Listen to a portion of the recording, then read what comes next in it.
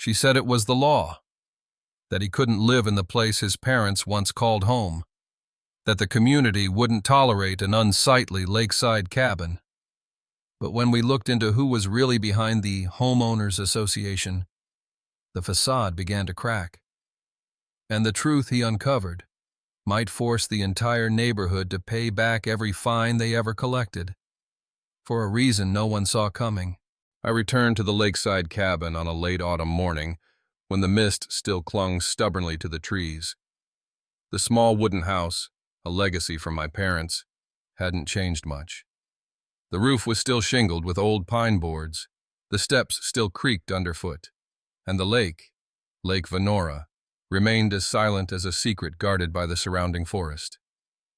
I had spent over a decade in the city, lost in an endless swirl of work, contracts, and soulless meetings, until the day my mother passed away and I decided to leave it all behind. This cabin was where I learned to swim, where my father taught me how to bait a hook, where my mother baked bread in a wood-fired oven every afternoon. Coming back wasn't just a return to my roots. It was a path to healing. But not 48 hours after I moved in, that taste of home began to sour. I was fixing the door handle when she appeared. Hair shellacked into a golden helmet, crisp beige suit, and eyes that scanned the cabin like a crime scene. She didn't ask my name, just held out a color-printed paper stamped HOA Regulations. "I'm Karen McAllister, interim representative of the Lakeview Shores Homeowners Association. This cabin falls within the newly formed HOA jurisdiction, and you are in violation." I remember standing there, stunned, as if I'd been caught stealing from my own house. "Violation of what?" I asked, trying to stay calm.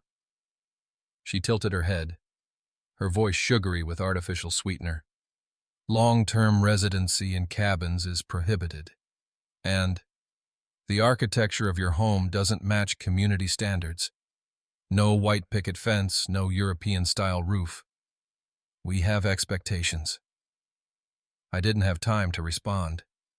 Karen turned and walked away, leaving me with my first warning notice.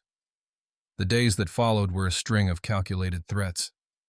One morning I found another paper taped to the window. Second warning: non-compliance with HOA Code Section 3.2.4. The next week I received a letter from the Interim Management Council demanding I vacate for unauthorized residency. I had never signed any HOA agreements. My parents had owned this land long before the Lakeview Shores community even existed. Yet I, the legal property owner, was being treated like a trespasser. I called the county land office. They confirmed that my cabin was outside the HOA boundary according to the archived maps. But Karen didn't stop. One afternoon while I was chopping wood behind the house, a police cruiser pulled up, red and blue lights flashing across the lake. Karen stood beside it, triumphant. "We received reports of an unidentified person unlawfully residing here and resisting HOA orders," the officer said, hand resting on his holster. I said nothing for a moment.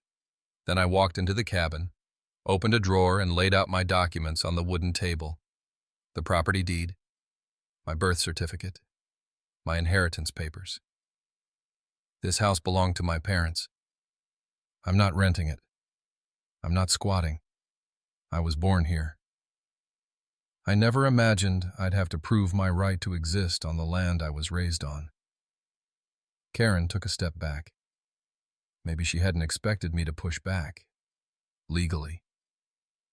The officers grew uneasy. After a few moments of murmured conversation, they left. No apology, just a look, like I was a riddle they couldn't solve. That night I sat by the fire, listening to the crackling wood and the questions spinning in my mind. Why would a neighborhood association, supposedly formed to protect residents, become a tool of intimidation? Why did Karen, a complete stranger, believe she had the right to govern the land I grew up on? And the biggest question, how far was this going to go? Karen wasn't backing down. She was just warming up. 3 days after our first confrontation, a white SUV pulled up in front of the cabin. A police officer stepped out. A different one this time. His face was stern, devoid of pleasantries. We received a call from Mrs. Karen McAllister. She reported a threat to her life. Can you step outside to talk? I walked out onto the porch, hands in front of me, my chest burning with anxiety. I haven't threatened anyone. I'm just living in my own house. Karen stood in the distance, trembling, phone clutched tightly in her hand like she'd just survived a break-in. He swung an axe at me, she said. He yelled, was aggressive. I feared for my safety, and for the safety of our residents. The axe? I'd been chopping wood with it. The yelling? I remember raising my voice once, saying, I'm not part of your HOA. There was no evidence, yet the officer took notes as if this were a serious incident. Karen knew exactly what she was doing.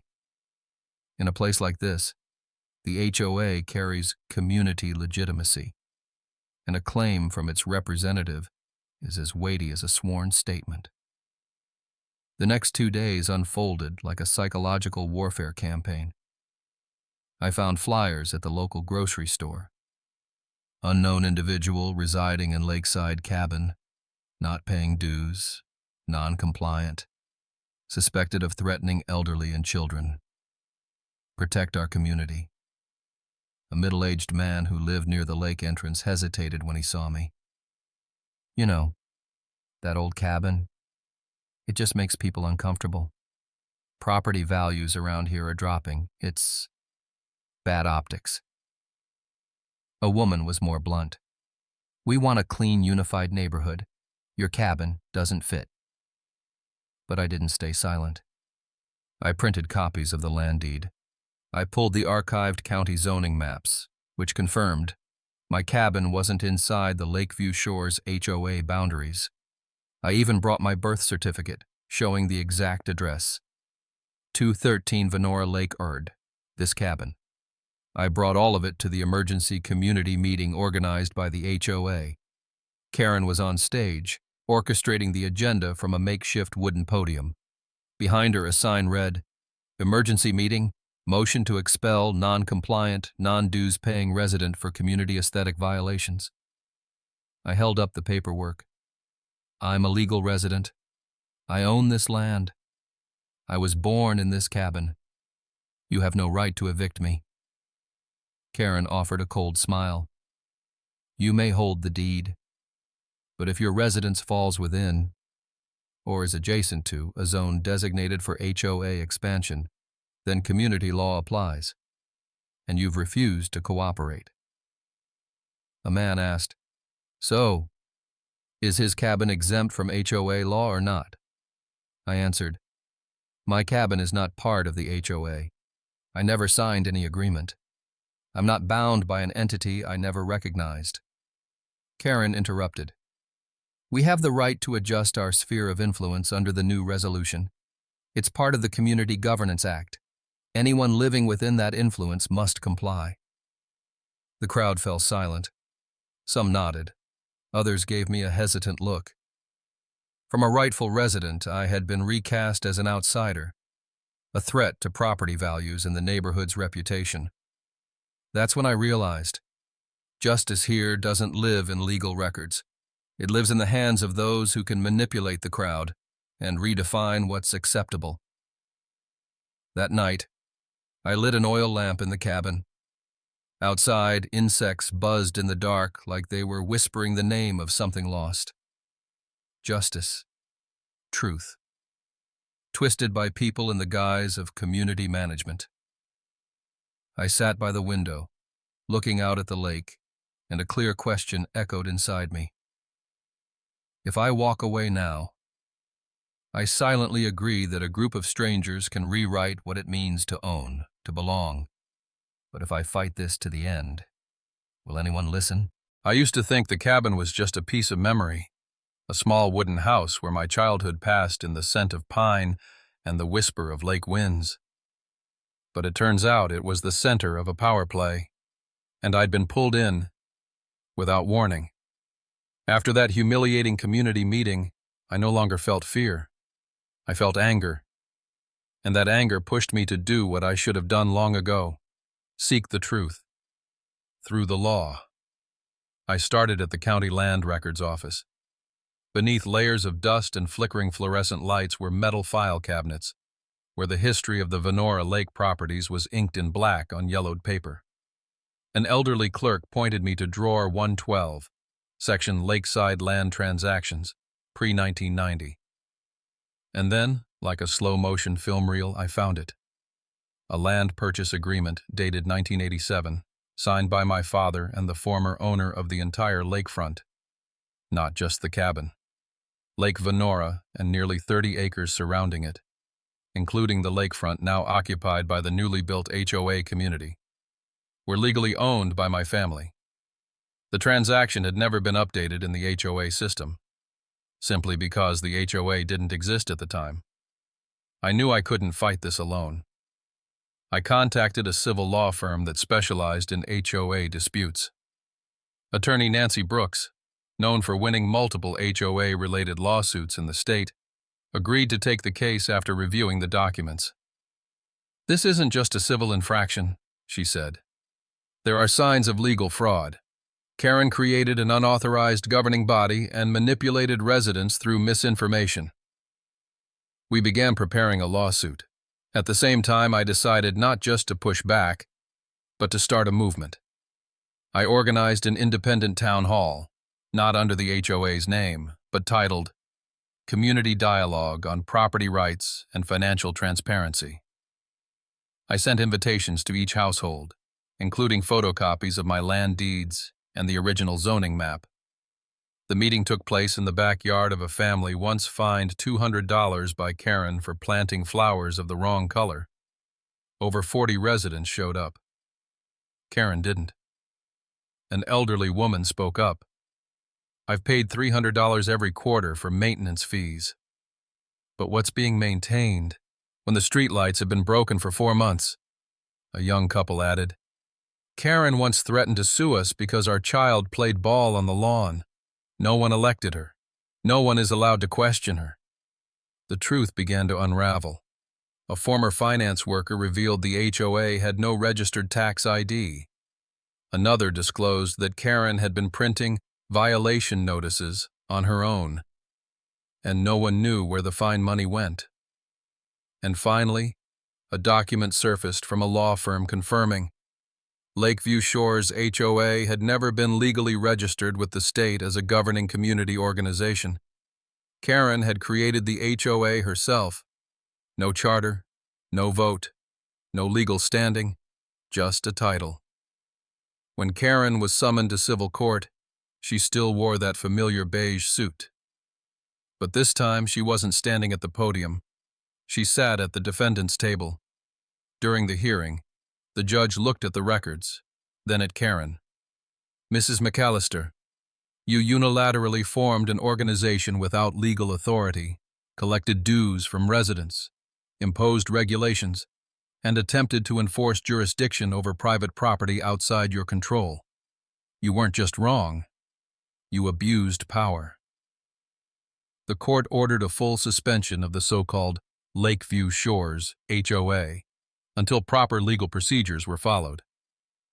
I was affirmed as the rightful owner of the entire lake and the cabin, and granted the right to pursue damages for emotional distress. Karen was formally removed by a resident vote, the first community meeting ever held without her control. Justice didn't come easily, but when it arrived, it didn't need to shout. It just needed light. I stood by Lake Venora that afternoon, listening to children laugh across the grass, neighbors chatting freely without tension. And for the first time in weeks, the old cabin no longer felt like a besieged outpost. It felt like the center of a community reborn. Karen McAllister was not present at the final ruling. The court's decision was clear. The Lakeview Shores HOA was to be permanently dissolved due to lack of legal standing. All fines, maintenance fees, and aesthetic violation charges were to be refunded to residents within 60 days. Karen was issued a restraining order, barred from coming within 200 meters of me, the plaintiff, and formally cited for organized community abuse. It's all in the state court record. Every line, every word. A cut through the mask Karen had worn to build her facade of power over the years. There was no farewell meeting, no apology. Karen left the neighborhood in silence. On a light, rainy morning, her white SUV rolled out of the Lakeview Shores gate. No residents stood to watch. Some quietly removed the HOA member plaques from their fences. An era had ended, not with noise, but with shame. As for me, I didn't walk away from victory. I chose to turn the wound into something meaningful. I did what my father once told me as we sat fishing by the lake. Land is truly yours only when you make it part of the people around you. I filed the paperwork to designate Venora Lake as a family conservation zone, free from any HOA, governed only by state law and environmental protection statutes. I rebuilt the old dock, mended the fence around the cabin, and added a small wooden shelter. A place where locals could picnic, camp, host small gatherings, or simply read by the water. I charged no fees, just a modest sign that read, "Welcome. Be as kind as this land has been to you." The community began to change. Slowly but surely. Those who had once stayed silent now spoke, not with anger, but through action. Together we replanted the patch of wildflowers Karen once ordered removed for clashing with the landscape. Kids played soccer on the grass again. No one called the police. The man once threatened for keeping chickens in his backyard now gifted eggs to every neighbor. Justice didn't end with a verdict.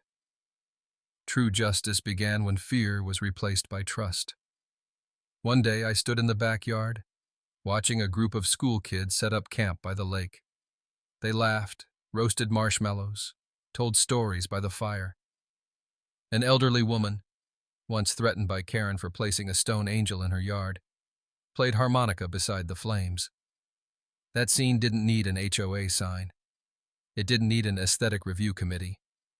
It just needed people, living together, without policing each other. I haven't forgotten what happened, but I carry no hatred. Karen was part of the story, not its protagonist, but a symbol of how a well-meaning idea like community can be distorted by personal ambition. What I hold on to is the lesson. We don't need to fear those who shout in the name of the greater good, as long as we have truth and kindness on our side.